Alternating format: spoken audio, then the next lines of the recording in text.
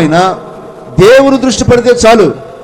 మనుషుల దృష్టి పడింది అనుకో, ఆ మధ్య ఒక ఆటో వెళ్తుంది, ఆ ఆటో వెనక ఒక కొటేషన్ రాస్తుంది, నరఘోషానికి ఒక నమస్కారం.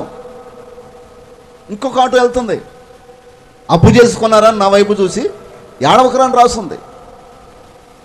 మనుషుల దృష్టి పడితే నాశనమే, దేవుని దృష్టి పడితే మన జీవితం అంతా ఆశీర్వాదకరంగా మలచబడును గాక. చెప్పని గట్టిగా హల్లెలూయా. అక్కడక్కడ కొన్ని బొమ్మలు దోస్తూ ఉంటాం, దాని పేరు దృష్టి బొమ్మ. అది ఏ రకంగా ఉన్నా, ఒక ఆడమ్మాయిని అవమానపరిచేదిగా ఉన్నా వాడు దృష్టి ఏంటో తెలుసా?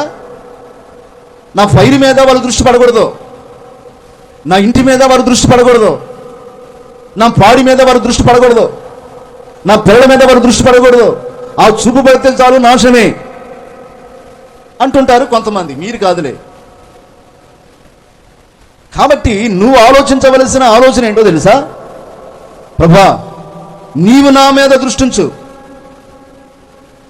నీవు నాకు ఆలోచన చెప్పు.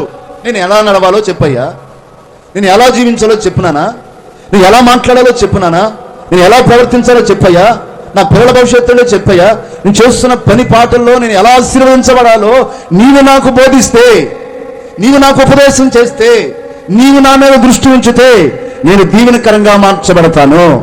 హల్లెలూయా. ఒక తల్లి ఒకరికి ఒక మాట చెప్పింది,